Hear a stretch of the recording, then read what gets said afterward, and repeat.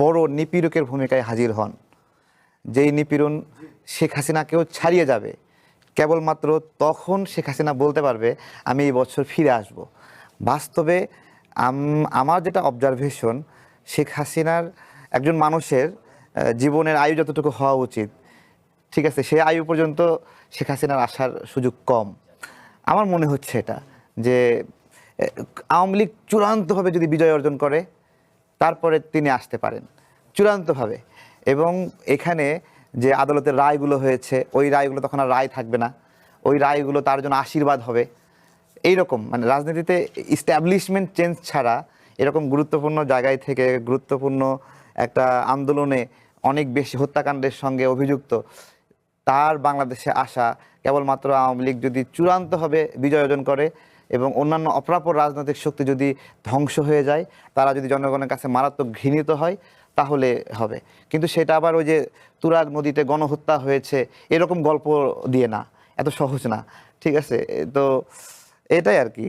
জি, দেলাওয়ার হোসেন, বাংলাদেশ জামায়াতে ইসলামীর সহকারী secretary doctor AHM Hamidur Rahman Azad বলেছেন আওয়ামী লীগের রাজনীতি ফেরার স্বপ্ন বাংলাদেশের জনগণ সফল হতে দেবে না।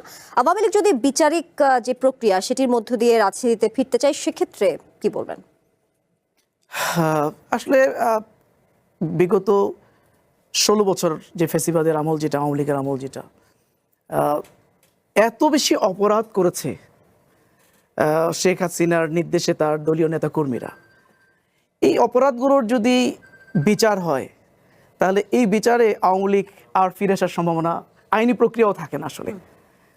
আবার কেউ কেউ যদি বলে যে না এটা রিফাইন্ড আওয়ামী লীগকে নিয়ে আসার যদি স্বপ্ন কেউ দেখে, এটাও আমি মনে করি এটা বাস্তবায়ন বাংলাদেশে এই মুহূর্তে এই স্বপ্ন বাস্তবায়ন হবে না। ওই আমরা বাংলাদেশে একটা কথা আছে গ্রামে যে কয়লা ধুইলে ময়লা যায় না।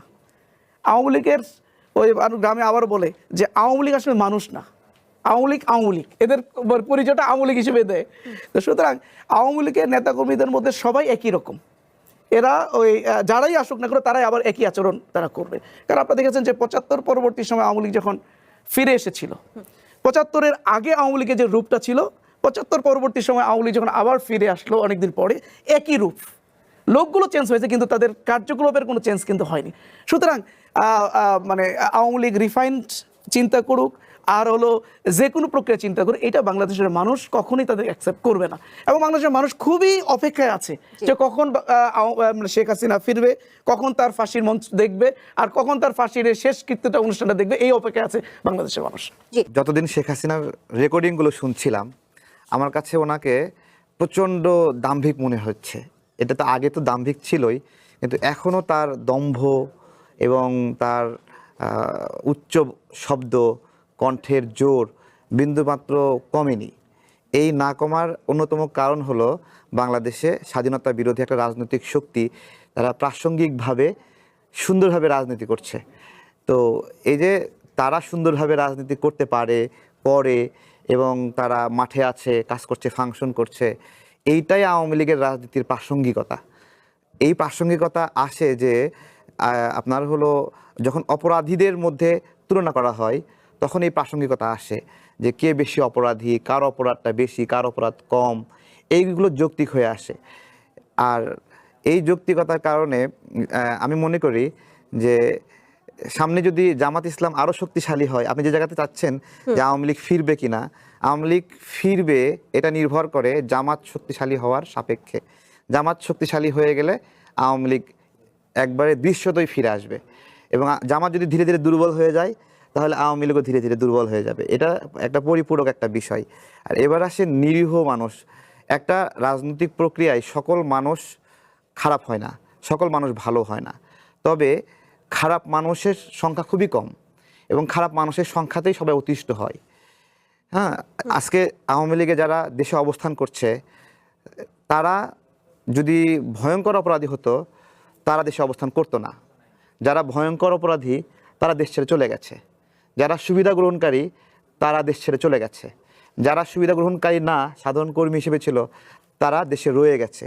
এমনকি সুবিধা গ্রহণকারীরা বিদেশে বসে বসে বিভিন্ন উস্কানি দিচ্ছে এবং তারা মানুষকে জাগরিত করার চেষ্টা করছে তাদেরকে ওই সুবিধা গ্রহণকারী না এইরকম জায়গাতে।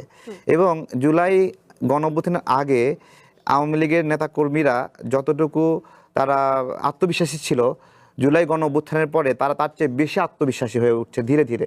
এই আত্মবিশ্বাসের কারণ হলো জুলাই গণ অভ্যুত্থান এর পরে যারা শাসনভার গ্রহণ করেছে, গতকালকে সালাউদ্দিন আহমেদ ভাইকে বলতে শুনলেন যে এই অন্তর্বর্তীকালীন সরকার ছিল সবচেয়ে দুর্নীতিগ্রস্ত। এটা কিন্তু ওনার বক্তব্য না, এটা টিআইবির প্রতিবেদন থেকে। এবং এই সময়টা কি করেছে, এই সময় এই যে আমাদের সমন্বয়ক নামের ভাইদেরকে দেখি, আসিফ, নাহিদ, হাসনাত, হানান মাসুদ, এরা মবের নেতৃত্ব দিয়ে বেরিয়েছে। বলা যেতে পারে এরা ছিল মব রাজ।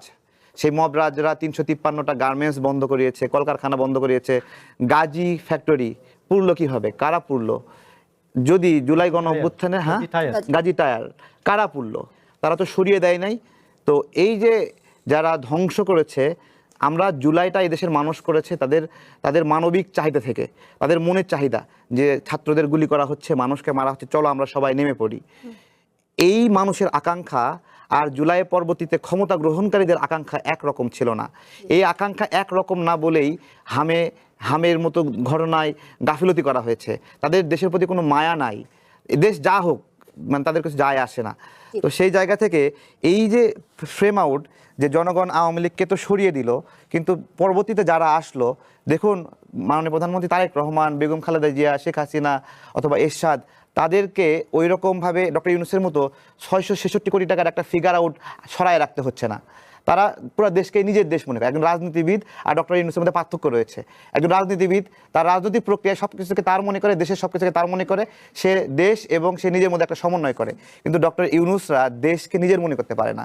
এই যে দেশকে নিজের মনে না কইরা লুটপাট করে, লাইসেন্স নেয়, ইউনিভার্সিটি বানায়, তারপরে ম্যান পাওয়ার লাইসেন্স নেয়, তারপরে কর ফাঁকি দেয়, তারপরে জনগণের অধিকার মেরে খায়। এইটা মেরে খায় কেন?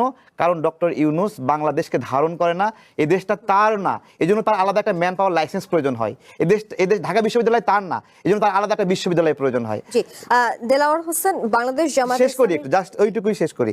তো এই যে ফিগার আউট করা, যে এই যে পার্থক্য করা, যখন মানুষ পার্থক্যগুলো করে তখন মানুষগুলো দেখে, হ্যাঁ, এবং এই মানুষগুলোকেই দেখেন কত সুন্দর করে বলছে। কেউ বলছে যে আল্লাহর কাছে দোয়া করছে, আল্লাহ আজীবন নির্বাচন দিও না। কি চাহিদা, মানে গণতন্ত্রের পরিপন্থীমূলক চাহিদা। এই চাহিদাগুলোই তো মানুষকে বলে দেয় যে এরা গণতন্ত্রের কতটুকু শত্রু।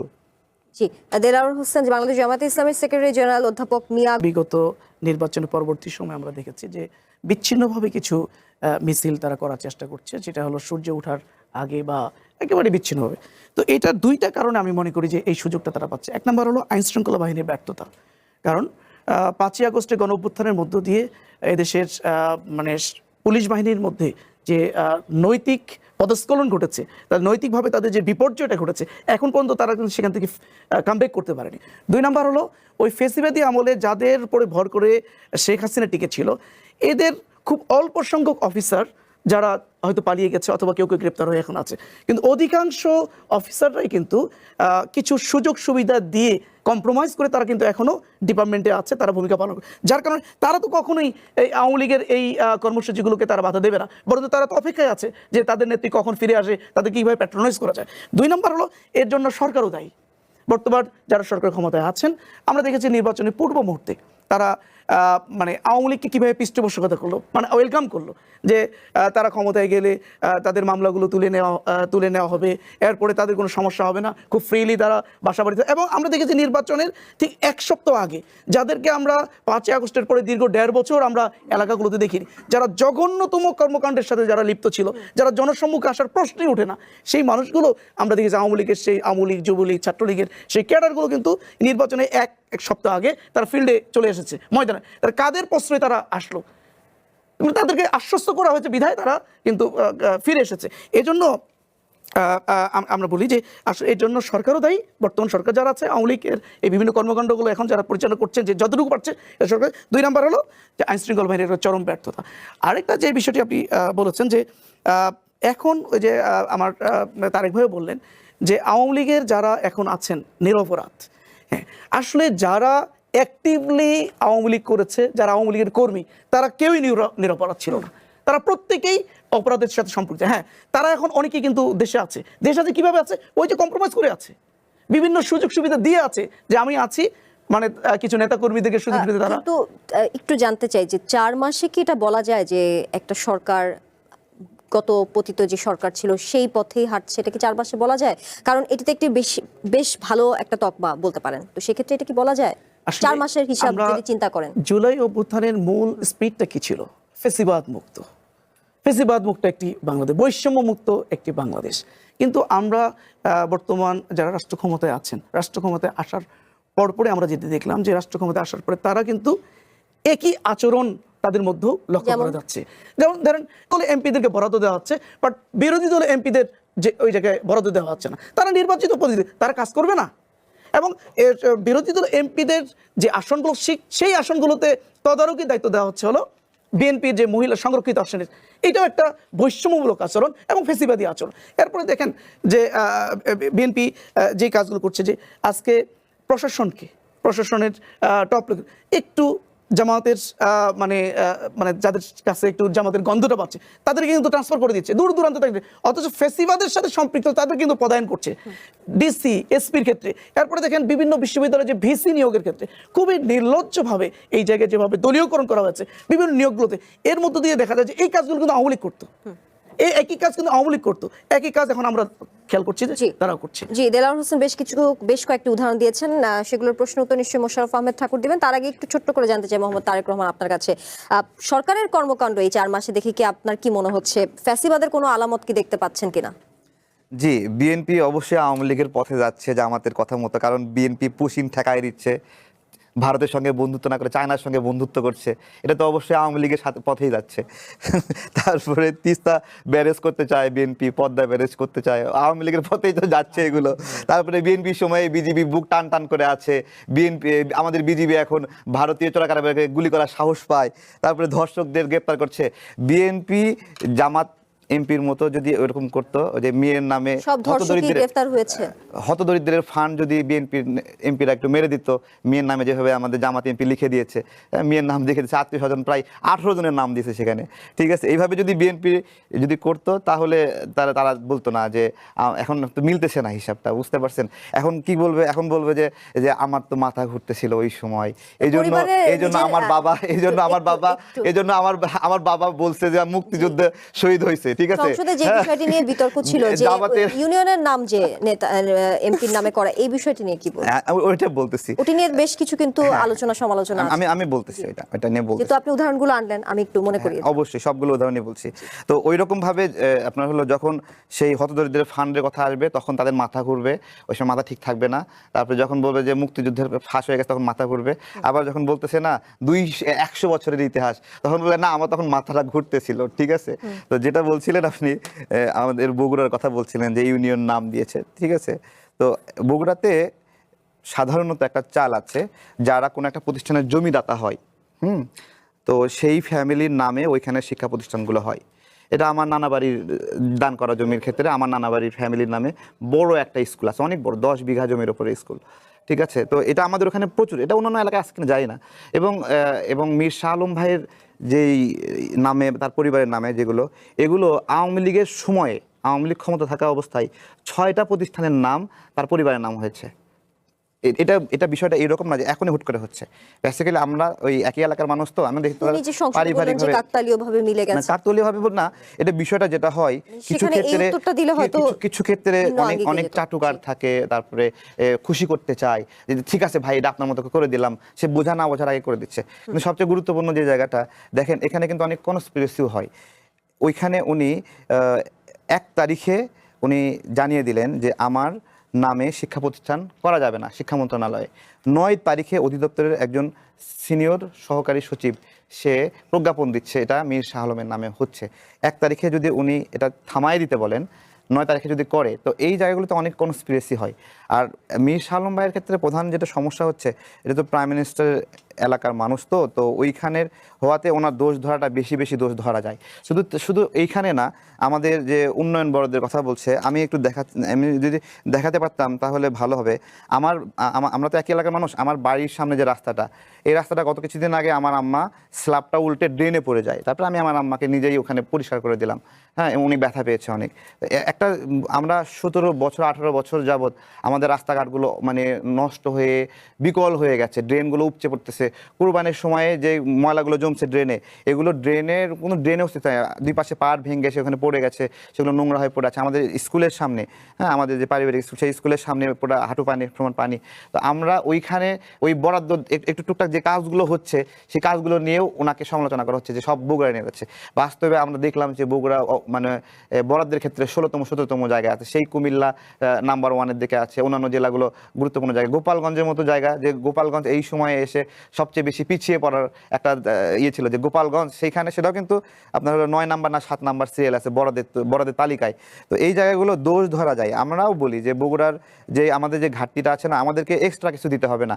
আমাদের যা ক্ষতি হয়েছে রাজনৈতিকভাবে, আমি ব্যক্তিগতভাবে রাজনৈতিকভাবে আমার বাবার দোকান, শুধু বগুড়া বাড়ি হওয়ার কারণে আমাদের অ্যাক্টিভিস্ট হিসেবে কাজ করি, আমার বাবার দোকান উপর হামলা হয়েছে, আমার শ্বশুরের বাড়ি পুরা বুলডোজার দিয়ে, মানে বাড়ি না ব্যবসা প্রতিষ্ঠান, বুলডোজার দিয়ে গুড়ায় দেওয়া হয়েছে। ঠিক আছে, আমরা যে প্রত্যেকটা ধাপে ধাপে কিভাবে ক্ষতিগ্রস্ত হয়েছি, এগুলো ক্ষতিপূরণ কেউ কখনো দিতে পারবে না। আমরা বলি যে স্বাভাবিকভাবে যে কাজটা আগায় নেওয়া দরকার, আমাদের ওখানে চলা যায় না। বগুড়া 7 মাথা থেকে শুরু করে রাজাবাজার পর্যন্ত আপনি একটা রিক্সা নিয়েও পার হতে পারবেন না, এতটুকু ন্যারো অবস্থায় দুই পাশ থেকে ভেঙে খুলে পড়ে গেছে রাস্তা। শহরের ভিতরে কথা বলছি। মোশাররফ আহমেদ ঠাকুর, জামাতের যে বক্তব্য নিয়ে কথা বলছিলাম, জামাতে ইসলামের সেক্রেটারি জেনারেল অধ্যাপক মিয়া গোলাম পরোয়ার যে অভিযোগটি করেছেন, সেটি নিয়ে আপনার অভিমত জানতে চাই। এটি কি রাজনৈতিক উদ্দেশ্যমূলক নাকি, কি বলবেন? বাংলাদেশে এলো এই প্রথম টাচলেস আরএকে সেন্সেশন ওয়াটার ক্লোজেট। ধন্যবাদ আপনাকে। গোলাম পরোয়ার হচ্ছেন অনেক কষ্টে আছেন ভদ্রলোক। এক নম্বর হচ্ছে উনি কয়দিন পড়িয়েছেন কোন কলেজে, এবং আমরা এই 5-10 বছরে পড়ালে, 20 বছর পড়ালেও অধ্যাপক হওয়া যায় না। তো উনি একদিকে হইল ভুয়া অধ্যাপক মানুষ, অন্যদিকে নির্বাচনে পাশ করতে পারলেন না। তো এখন মনে অনেক দুঃখ। তো কর্মীদেরকে একটু উদ্দীপ্ত করার জন্য একবারে তো উনি তো একটু এইসব বলতে পারেন, এগুলো পলিটিক্যাল রেটরিক আমি আপনাকে বলি। আর এই পার্লামেন্টে এই শেষ কয়দিন যে পার্লামেন্টের সংসদ নেতা, বিরোধী দলীয় নেতা, মানে প্রধানমন্ত্রী এবং বিরোধী দলীয় নেতা, এরা এত বিষয়ে একমত পোষণ করেছেন, গত 50 বছরের পার্লামেন্টের হিস্ট্রিতে কখনোই বিরোধী দলীয় নেতা এবং সংসদ নেতা মানে প্রধানমন্ত্রী এত সব বিষয়ে একমত হন নাই। একটা নতুন, আমি মনে করি it's a new dimension in parliamentary politics. তো সেই ক্ষেত্রে আমি আজকে পার্লামেন্ট অধিবেশনেও যে গতকালকের প্রধানমন্ত্রীর সমাপ্তি ভাষণে যেগুলো বলেছেন, আমি এইটার যে আমেজটা আছে জামাতের বিরুদ্ধে খুব বলে ঠলে, আমি এই আমেজটাকে নষ্ট করতে চাই না। থাকুক না, একটু কুসুম কুসুম ভালোবাসার একটু আমেজ থাকুক, নাম্বার 1। নাম্বার 2 হচ্ছে শেখ হাসিনা আসতে চাচ্ছে যখন, তো শেখ হাসিনা আসতে চাইলে দেখবেন যে জামায়াতে ইসলামী, বিএনপি, অভ্যুত্থানের সকল শক্তি এক কাতারেই দাঁড়াবে। আমি মনে করি যে শেখ হাসিনা এটা বেশি বেশি করে বলুক। এবং আমি আপনাকে বলছি যে আমাদের অনেকে